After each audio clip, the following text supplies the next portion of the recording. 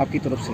Chenab valley target रही है मगर रहेगी नहीं, ये बात बड़ी साफ तौर पे कह देना चाहते हैं, क्योंकि रिजौरी पुंछ में इन्होंने फिर से कोशिश करी कि मिल्टन सी का बीज फिर से बोया जाए।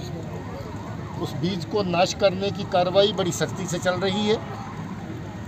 रिजौरी के साथ क्योंकि आगे रियासी का एरिया लग जाता है, रिजौरी के साथ वैली का एरिया लग जाता है, इसलिए इनकी कोशिश होती है कि उधर से इन्फिल्ट्रेशन करवा के पाकिस्तान की सरहद की तरफ से इस तरफ इनको रिजौरी पुंछ के रास्ते से या फिर रियासी की तरफ या रियासी से होकर के आगे कश्मीर की तरफ या फिर जो डायरेक्टली इलाके लगते हैं उससे कश्मीर की तरफ चलाया जाए।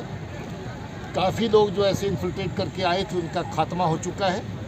डोडा किश्तवाड़ की रेंज में डट के पहरा दिया जा रहा है पुलिस और फोर्सेस की तरफ से, और उसके साथ साथ लोगों की तरफ से कोई भी ऐसा गलत अंसर अगर यहाँ पर कदम रखेगा, जहाँ पर इस तरह की नकलो हरकत करेगा, तो उसका मुंह तोड़ जवाब दिया जाएगा।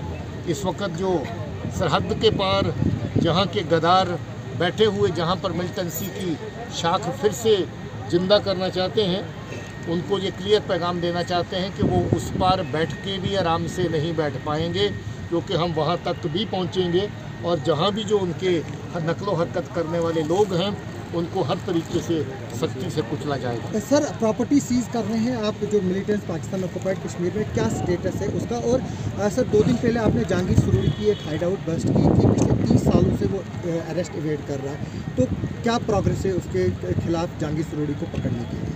देखिए, वो आगे पीछे चलते चलाते आपको पता है कि उस उम्र में पहुँच चुका है, बूढ़ी हड्डियाँ कब्र के करीब हैं। हम चाहते हैं कि हम ही उसको कब्र तक ले जाएं, तो मगर अगर हम नहीं ले गए तो खुद भी कब्र के करीब है वो, इसलिए जल्द ही वो वक्त दूर नहीं है जब वो कब्र में होगा। उसके साथ ही जो साथ साथ जुड़े कभी कभार उनका सफाया टाइम टू टाइम होता रहा। 1-2 अभी भी उसके साथ आगे पीछे चलने वाले कहीं ना कहीं उसके साथी होने का दम भरते हैं, उनका भी सफाया जल्दी होगा।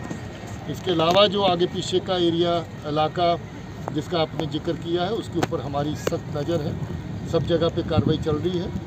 उनकी प्रॉपर्टी जो पार से बैठे गद्दारी जहाँ पर अपने लोगों के साथ कर रहे हैं, उनको हमने निशाना बनाया है और आगे भी उनके खिलाफ सख्त कार्रवाई चलेगी।